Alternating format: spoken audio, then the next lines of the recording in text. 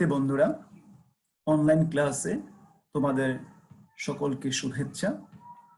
আশা করি সকলেই ভালো আছো।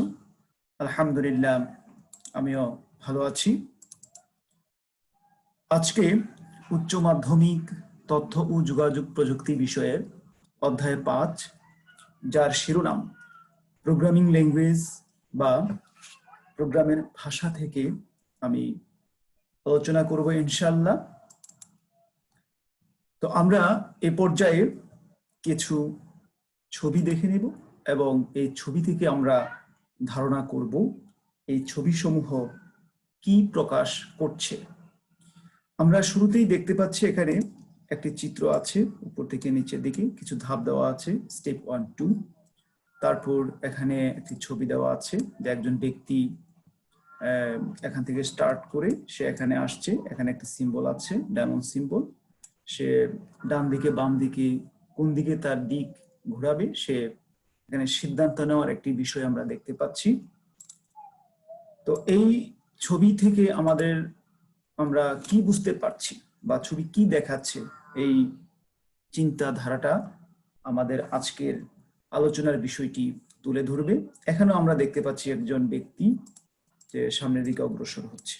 ঠিক আছে, তো জেনে নেই শিক্ষার্থী বন্ধুরা আজকে আমাদের আলোচনার বিষয়টা কি হতে পারে। আজকে আমাদের আলোচনার বিষয় হচ্ছে অ্যালগরিদম এবং ফ্লোচার্ট নিয়ে অনুশীলন, প্র্যাকটিস। তো আমরা অতীতে ক্লাস সমূহে জেনেছিলাম আমরা 3 ধরনের অ্যালগরিদম ফ্লোচার্ট নিয়ে কাজ করব। ইনপুট আউটপুট স্টেটমেন্ট এর ধারণা অনুযায়ী, কন্ডিশনাল কন্ট্রোল স্টেটমেন্ট ধারণা অনুযায়ী এবং লুপ স্টেটমেন্ট এর ধারণা অনুযায়ী আমরা অ্যালগরিদম ফ্লোচার্ট ক্রিয়েট করব বা প্র্যাকটিস করব। এমন আলোচনা আমরা অতীতে ক্লাসে করেছি। তো আজকের আলোচনায় আমরা যে 3টি পর্যায় আছে তার মধ্যে ইনপুট আউটপুট স্টেটমেন্ট নিয়ে যে অ্যালগরিদম তৈরি করা, অ্যালগরিদম লেখা, ফ্লোচার্ট তৈরি করা, এই বিষয়ে আজকে আমরা আলোচনা করার চেষ্টা করব ইনশাআল্লাহ। তো আমরা দেখতে পাচ্ছি এখানে আজকের শিক্ষণফল। প্রিয় শিক্ষার্থী বন্ধুরা, তোমরা জানতে পারবে আজকের আলোচনা থেকে বিভিন্ন বিষয়ে অ্যালগরিদম রচনা করতে পারবে এবং ফ্লোচার্ট আঁকতে পারবে। তো আজকের এই অ্যালগরিদম এবং ফ্লোচার্ট দুইটা বিষয় আমরা ভালো করে জানার চেষ্টা করব। আমরা অ্যালগরিদম এবং ফ্লোচার্টের 3টি অংশ জানব। ইনপুট থাকবে, প্রসেস থাকবে, আউটপুট থাকবে। এই কথাটা তোমাদের খুব ভালো করে মনে রাখার চেষ্টা করতে হবে, ইনপুট, প্রসেস, আউটপুট। তো আমাদের এখান থেকে একটা প্রশ্ন হতে পারে আমাদের এমসিকিউতে, এখানে কি হতে পারে, দ্বিতীয় ধাপে কি হতে পারে, এই ধাপটা আমরা শিখে নিব। আমাদের এই ফ্লোচার্ট এবং অ্যালগরিদম থেকে যখন যদি কোনো এমসিকিউ থাকে তাহলে আমরা সঠিক আনসারটা করতে পারবো। শুরুতে আমরা দেখে নিচ্ছি এখানে একটি কথা, 3টি সংখ্যার যোগফল নির্ণয় করা, অর্থাৎ 3টি সংখ্যার মধ্যে যোগফল নির্ণয়ের আমরা অ্যালগরিদম ফ্লোচার্ট নিয়ে আলোচনা করব। তো তোমাদের কল্যাণার্থে আমি একটা কথা বলছি, আমরা সবসময় অ্যালগরিদম ফ্লোচার্টের মধ্যে, অ্যালগরিদমের মধ্যে ধাপ কতটা থাকে, ধাপ 1, 2, 3 এভাবে এন্ডিং পর্যন্ত থাকে। তো আমরা অ্যালগরিদম এবং ফ্লোচার্ট একসাথে যদি আমরা লিঙ্ক স্থাপন করে স্টাডি করি, প্র্যাকটিস করি, তাহলে আমাদের জন্য ভালো হবে। তবে এখানে শুরু আছে, এখানেও শুরু আছে। ঠিক আছে, ধাপ 2 এর মধ্যে আছে 3টি সংখ্যার মান গ্রহণ। 3টি সংখ্যার মান গ্রহণ এই চিহ্নটা দ্বারা করা হয়, কারণ আমাদের প্রশ্নটাই বলা হয়েছে কি 3টি সংখ্যার যোগফল নির্ণয় করা। তো 3টি সংখ্যার যোগফল নির্ণয় করতে হলে অবশ্যই আমাকে 3টি সংখ্যার মান গ্রহণ করতে হবে। তৃতীয় ধাপে বলছে যোগফল নির্ণয় করা, এখানে আমার যোগফল নির্ণয় করা আছে। ঠিক আছে, এখানে যোগফল নির্ণয় করা আছে। চতুর্থ ধাপে ছাপানো, প্রিন্ট করা, এই কথাটা আমার এখানেও আছে, ছাপানো। ঠিক আছে, তারপর 5ম ধাপে শেষ করা, আবার এখানে শেষ করা আছে। আমরা পাশাপাশি মিলিয়ে পড়ার উদ্দেশ্য হলো যাতে করে সহজে আমরা বিষয়টা উপলব্ধি করতে পারি। তোমাদের পরীক্ষায় কখনোই অ্যালগরিদম উদ্দীপক হতে পারে, ফ্লোচার্ট উদ্দীপক হতে পারে। তো যদি উদ্দীপক অ্যালগরিদম থাকে, ফ্লোচার্টটা আমাদের প্রশ্ন হবে এবং সেই আলোকে আমরা আনসার করার চেষ্টা করব। আমরা এখানে একটি ব্যাখ্যা দেখতে পাচ্ছি, ব্যাখ্যাতে বলছে যে সেলসিয়াস তাপমাত্রা থেকে ফারেনহাইট তাপমাত্রা নির্ণয় করা, সেলসিয়াস টু ফারেনহাইট তাপমাত্রা নির্ণয়। তো এখানে নির্ণয় করতে গিয়ে আমাদের একটা সূত্রের প্র্যাকটিস করব আমরা। সেই সূত্রের প্র্যাকটিসটা হলো, এখানে সেলসিয়াস টু ফারেনহাইট তাপমাত্রার ক্ষেত্রে আমাদের এই সূত্রটা মনে রাখতে হবে। সূত্রটা আমাদের ভালো করে মনে রাখতে হবে। ঠিক আছে, সূত্রটা আমাদের ভালো করে মনে রাখতে হবে। ঠিক আছে, এই সূত্রটাকে আমরা সরলীকরণ করে এই লাইনটা পাচ্ছি। এটা হচ্ছে কি ইনপুট সেলসিয়াস, ফাইন্ডিং ফারেনহাইট। আমরা ফারেনহাইট পাবো এখান থেকে, ঠিক আছে। তারপর আমরা এখানে দেখতে পাচ্ছি অ্যালগরিদম ফ্লোচার্ট দেওয়া আছে।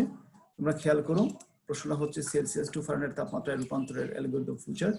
এখানে শুরু আছে, এখানেও শুরু আছে। দ্বিতীয় ধাপে কি বলছে? সি এর মান গ্রহণ, ঠিক কথাটা এখানে আছে, সি এর মান গ্রহণ। তারপরে যে সূত্রটা আমরা পেয়েছিলাম, এই সূত্রটা এখানে প্রয়োগ করা আছে, এটা হলো ফারেনহাইট তাপমাত্রা সূত্র। সেম সূত্রটা আমাদের এখানে দেওয়া আছে। 4 নম্বর ধাপে প্রিন্ট করা, এখানে ছাপাই প্রিন্ট করা আছে। 5 নম্বর ধাপে শেষ করা। পাশাপাশি রেখে প্র্যাকটিস করার কারণ হলো যাতে করে আমরা সহজে জিনিসটা আয়ত্তে আনতে পারি, ঠিক আছে। তারপর আমরা দেখব এখানে আয়তক্ষেত্রের দৈর্ঘ্য প্রস্থ দেওয়া আছে, এর ক্ষেত্রফল নির্ণয় করতে। আয়তক্ষেত্রের কি দেওয়া আছে? দৈর্ঘ্য প্রস্থ দেওয়া আছে, এর ক্ষেত্রফল নির্ণয় করতে হবে। তো আমাদের এখানে একটা জিনিস লক্ষণীয় তোমরা খেয়াল করবে, যে এই সূত্রটা মনে রাখতে হবে আমাদের। আয়তক্ষেত্রের ক্ষেত্রফল নির্ণয়ের সূত্রটা কি? দৈর্ঘ্য গুণ প্রস্থ। এই সূত্রটা মনে রাখতে হবে। সূত্রটা যদি আমরা মনে রাখি তাহলে আমাদের সহজে আনসার করা যাবে। তারপর আমরা অ্যালগরিদম ফ্লোচার্টটা দেখে নিই, একটু লক্ষ্য করো। আমরা ধাপ 1 শুরু করা, ঠিক এখানে শুরু করা আছে। ধাপ 2 দৈর্ঘ্য এবং প্রস্থ এর মান গ্রহণ, ইনপুট। তো এখানে দৈর্ঘ্য এল, প্রস্থ ডব্লিউ এর মান গ্রহণ করা। ক্ষেত্রফল নির্ণয়ের জন্য সূত্রটা এল মানে লেন্থ, দৈর্ঘ্য গুণ প্রস্থ, ঠিক আছে। এই সূত্রটা আমাদের এখানে প্রয়োগ করা হয়েছে। এন এর মান ছাপাই মানে ক্ষেত্রফল প্রিন্ট করব, এখানে সেই কথাটাই বলেছে, শেষ করা। তো এই বিষয়গুলো কিন্তু যথেষ্ট সহজ। আমরা যদি বারবার প্র্যাকটিস করি তাহলে আমাদের বুঝতে সুবিধা হবে। আমরা আরেকটি ব্যাখ্যা দেখব। তো এই ব্যাখ্যাতে কি বলেছে? এই ব্যাখ্যাতে আমরা কি দেখতে পাচ্ছি? ব্যাখ্যাতে আমরা দেখতে পাচ্ছি যে বৃত্তের ব্যাসার্ধ আছে, দেওয়া আছে, এর ক্ষেত্রফল নির্ণয় করতে হবে। তাহলে বৃত্তের ব্যাসার্ধ দেওয়া আছে, আর কি করতে হবে? ক্ষেত্রফল নির্ণয় করতে হবে। এই সূত্রটা আমাদের মুখস্থ করতে হবে। এই সূত্রটা, বৃত্তের ক্ষেত্রফলের সূত্রটা হচ্ছে পাই ইন্টু, এটা হলো পাই এর মান, পাই ইন্টু আর স্কয়ার, রেডিয়াস স্কয়ার, ঠিক আছে, ব্যাসার্ধ স্কয়ার। সূত্রটা মুখস্থ করলে আমাদের কাজটা সহজ হয়ে যাবে। এখানে আমরা দেখতে পাচ্ছি অ্যালগরিদম ফ্লোচার্ট দেওয়া আছে বৃত্তের ব্যাসার্ধের মানে বৃত্তের ক্ষেত্রফল নির্ণয়ের ক্ষেত্রে। অতীতের মতো আমাদের শুরু এখানে আছে, শুরু এখানে আছে। তারপরে বৃত্তের ব্যাসার্ধ রেডিয়াস এর মান গ্রহণ, ঠিক এই কাজটা এখানে হচ্ছে। এন এর অর্থাৎ বৃত্তের ক্ষেত্রফল নির্ণয়ের সূত্র এটা হলো পাই এর মান ইন্টু আর স্কয়ার, আর ইন্টু আর। কারণ প্রোগ্রামের মধ্যে স্কয়ার লেখা যাচ্ছে না, জন্য পাশাপাশি আমরা আর ইন্টু আর লিখব। সেম এই অপশনটা আমরা এখানে দেখতে পাচ্ছি, ঠিক আছে। প্রক্রিয়াকরণ, এন এর মান ছাপাই, এন এর মান ছাপাই, শেষ করা। অর্থাৎ বৃত্তের ব্যাসার্ধ নির্ণয়ের অ্যালগরিদম এবং ফ্লোচার্ট পাশাপাশি রেখে আমরা প্র্যাকটিস করলাম। তো আমি আশা করব তোমরা এগুলো বেশি বেশি করে প্র্যাকটিস করবে, তাহলে তোমাদের জন্য আনসার করা সহজ হবে। এখানে আমরা দেখতে পাচ্ছি ত্রিভুজের ভূমি ও উচ্চতা দেওয়া আছে, এর ক্ষেত্রফল নির্ণয়। তো এখানে একটি সূত্র আছে, খেয়াল করো। সূত্রটা হলো ভূমি ইন্টু উচ্চতা by 2, base into height by 2। এই সূত্রটা মুখস্থ করতে হবে আমাদের। সূত্রটা মুখস্থ করলে আমাদের কাজটা সহজ হবে। শুরু, এখানে শুরু। ত্রিভুজের বেস এবং হাইট এর মান গ্রহণ এখানে আছে। তারপর ক্ষেত্রফল নির্ণয়, বেস ইন্টু হাইট বাই 2, এটা মুখস্থ করতে হবে সূত্রটা আমাদের। করলে আমরা সব ক্ষেত্রে পারবো। ছাপাই এন এর মান, ক্ষেত্রফল নির্ণয়, এখানে সেম কথাটা, শেষ করা, ঠিক আছে। এগুলি বারবার আমাদের যত প্র্যাকটিস করবো ততই আমাদের দখলে চলে আসবে। এখানে আমরা ত্রিভুজের 3 বাহুর মান দেওয়া আছে, এর ক্ষেত্রফল নির্ণয়ের প্র্যাকটিস করছি। তোমরা লক্ষ্য করো এখানে একটি ত্রিভুজ দেওয়া আছে, তার 3টি বাহু এবিসি মান দেওয়া আছে, এবিসি দেওয়া আছে। তার আলোকে আমাদের এই ব্যাখ্যা। সূত্র মুখস্থ করতে হচ্ছে কি আমাদের? অর্ধ পরিসীমার জন্য এই সূত্রটা মুখস্থ করতে হবে, ক্ষেত্রফলের জন্য এই সূত্রটা আমাদের মুখস্থ করতে হবে, ঠিক আছে। এই যে সিম্বলটা, এটাকে আমরা কি বলি? স্কয়ার রুট বলি। এসকিউ আর টি, স্কয়ার রুট। তাহলে আমাদের অ্যালগরিদম ফ্লোচার্ট আমরা পাশাপাশি মিলিয়ে নিই। এখানে শুরু করা, এখানে শুরু করা আছে। তারপর 3 বাহুর মান এবিসি এর মান গ্রহণ, ঠিক এখানে আছে। অর্ধপরিসীমা এর মানটা এটা আমাদের এখানে প্রক্রিয়াকরণ অংশে। এন এর মান ক্ষেত্রফল নির্ণয়, এই সূত্রটাই হুবহু আমাদের এখানে দেওয়া আছে। প্রিন্ট করা, এখানে প্রিন্ট করা, তারপরে শেষ করা, ঠিক আছে। পাশাপাশি রেখে আমরা এই প্র্যাকটিসটা করব, তাহলে আমাদের কাজটা সহজ হয়ে যাবে। 15 জন ছাত্রের 5টি করে বিষয়ের নম্বর ইনপুট দিয়ে মেধাস্থান নির্ণয় করার একটি অ্যালগরিদম আমরা দেখতে পাচ্ছি, ঠিক আছে। এইভাবে বারবার অনেকগুলি প্র্যাকটিস করলে আমাদের সহজ হবে। শুরু করতে হবে। দ্বিতীয় ধাপে বলছে 15 জন ছাত্রের নাম এবং 5টি বিষয়ের নম্বর ইনপুট দিতে হবে। তারপর আলাদাভাবে প্রতি ছাত্রের 5টি করে বিষয় নম্বর যোগ করে মোট প্রাপ্ত নম্বর নির্ণয় করা, প্রক্রিয়াকরণ। 3 নম্বর ধাপটা কি? প্রক্রিয়াকরণ। 4 নম্বর কি বলছে? প্রাপ্ত নম্বরের ভিত্তিতে 15 জন ছাত্রের ক্রমানুসারে সাজিয়ে মেধাক্রম তৈরি করা, এটা প্রক্রিয়াকরণ। 5 নম্বর ধাপে কি বলছে? নাম ও মেধাক্রম প্রিন্ট করা, ছাপানো, শেষ করা। তো এখানে যে অ্যালগরিদমটা আছে এটার ফ্লোচার্টটা আমরা দেখব। ফ্লোচার্ট তোমরা খেয়াল করো, একটু আগে আমরা যেটা দেখেছি এখানে কি বলছে, শুরুতে অবশ্যই আমাকে করতে হবে 15 জন ছাত্রের নাম ও 5টি করে বিষয়ের ইনপুট দেওয়া, এটা আমাদের দ্বিতীয় ধাপে ছিল। আলাদাভাবে প্রতি ছাত্রের 5টি করে বিষয়ের নম্বর যোগ করে মোট প্রাপ্ত নম্বর নির্ণয় করা, প্রক্রিয়াকরণ অংশ। মোট প্রাপ্ত নম্বরের ভিত্তিতে 15 জন ছাত্রের ক্রমানুসারে সাজিয়ে মেধাক্রম তৈরি করা, এটা আমাদের প্রক্রিয়াকরণ অংশ। তারপরে ছাপানো, প্রিন্ট করা, আউটপুট, শেষ করা, ঠিক আছে। আমরা এগুলো মিলিয়ে মিলিয়ে খাতার মধ্যে লিখবো, লিখে আমরা প্র্যাকটিস করব, তাহলে আমাদের জন্য সুবিধা হবে। তো তোমাদের এই তখন যে আলোচনা করলাম তোমাদের সামনে, এই আলোচনার প্রেক্ষিতে আমরা কিছু প্রশ্ন এখানে হাইলাইট করছি। তো প্রশ্নগুলি কি একটু খেয়াল করো, যে এখানে জ্ঞান অনুধাবনমূলক প্রশ্ন যেটাকে আমরা বলি। অ্যালগরিদম এবং ফ্লোচার্টের অংশ কতটুকু কি কি আমরা শুরুতে দেখেছিলাম একটা ডায়াগ্রামের মাধ্যমে। আমরা চেষ্টা করব ওখান থেকে আলোচনা করার জন্য। ফ্লোচার্টের চিত্রসমূহ কি অর্থ প্রকাশ করে? এই যে চিহ্নটা, এটা আমরা শুরুতে স্টার্ট এন্ডে ব্যবহার করছি। তারপরে এটাকে আমরা ইনপুট আউটপুটে ব্যবহার করছি। এটাকে আমরা সিলেকশন অর্থাৎ এরো আপ ডাউন লেফট রাইট, হ্যাঁ, ফ্লো প্রবাহ রেখা, এটাকে আমরা প্রক্রিয়াকরণ জানি। তো এই নামগুলি আমাদের জানতে হবে এবং শিখতে হবে, সঠিকভাবে উপস্থাপন করতে হবে।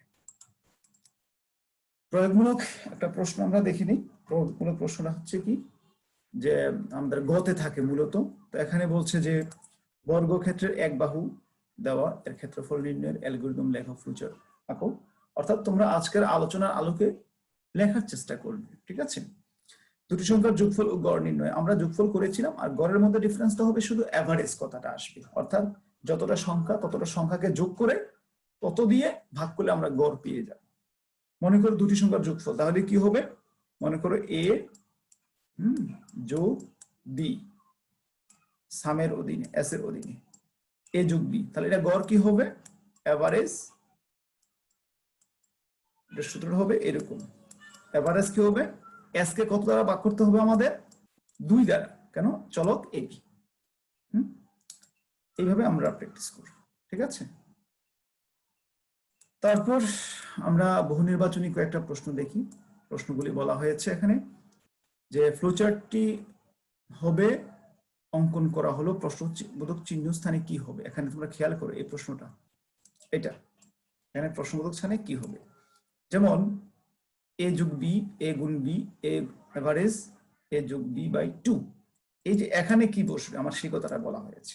যেহেতু দুইটা সংখ্যা যোগ করবে, যোগ করে গড় নির্ণয় করতে হবে, তাদের যোগ করে 2 দিয়ে ভাগ, এই জন্য আমাদের সঠিক আনসারটা হবে এইটা, ঠিক আছে। 2 নম্বর প্রশ্ন কি বলছে? প্রত্যেক প্রোগ্রামেরই প্রধানত কি থাকে? একটু আগে আমরা দেখেছিলাম প্রত্যেক প্রোগ্রামের আমাদের কয়টি অংশ থাকে? 3টি অংশ থাকে, আমরা দেখে আসছি, ঠিক আছে। তোমরা বেশি করে একটু চর্চা করবে, তাহলে হয়ে যাবে বিষয়গুলো, অত জটিল না। এখানে দেখো প্রোগ্রাম লেখার পূর্বে প্রোগ্রামের কাজের ধাপগুলি চিত্রের সাহায্যে উপস্থাপন, এটা আমরা কি বলবো? প্রোগ্রাম লেখার পূর্বে আমাদের ফ্লোচার্ট 2 ধরনের, system flowchart, program flowchart. Program লেখার পূর্বে প্রোগ্রামের কাজগুলো যখন আমরা এই চিত্রের মাধ্যমে উপস্থাপন করবো, তাই এটা অবশ্যই আমাকে কি বলবে? প্রোগ্রাম ফ্লোচার্ট বলবে, ঠিক আছে। এটা আমরা জানবো। কোন নাম থেকে অ্যালগরিদম শব্দটি উৎপত্তি হয়েছে? আমরা শুরুতে আলোচনা করেছিলাম, ঠিক আছে, গত ক্লাসেও আলোচনা করেছি। এখানে আল গারিব, আল গারিদা, আল খারিজ, আল খারিজমি 4 জন ব্যক্তির নাম আছে, ঠিক আছে। তাহলে কোন নাম থেকে? আমরা বলবো আল খারিজমির নাম থেকে। ঠিক আছে, এভাবে আমরা প্র্যাকটিস করব। সর্বশেষ তোমাদের একটি ভালো প্রশ্ন দিচ্ছি, যেটাকে আমরা উচ্চতর দক্ষতা বা বাড়ির কাজ বলে আমরা হিসেব করি। ফারেনহাইট তাপমাত্রা থেকে সেলসিয়াস নির্ণয় করার ফ্লোচার্ট আঁকো। তো এই কাজটা সুন্দর মতো করবে, করে হোয়াটসঅ্যাপে বা মেসেঞ্জারে আমাকে সাবমিট করবে, আমি দেখবো ইনশাআল্লাহ। ঠিক আছে, তো ভালো করে প্র্যাকটিস করবে, চর্চা করবে, যত চর্চা করবে ততই তোমাদের জন্য মঙ্গল হবে। তো এই বলে আজকের ক্লাস থেকে আমি বিদায় নিচ্ছি।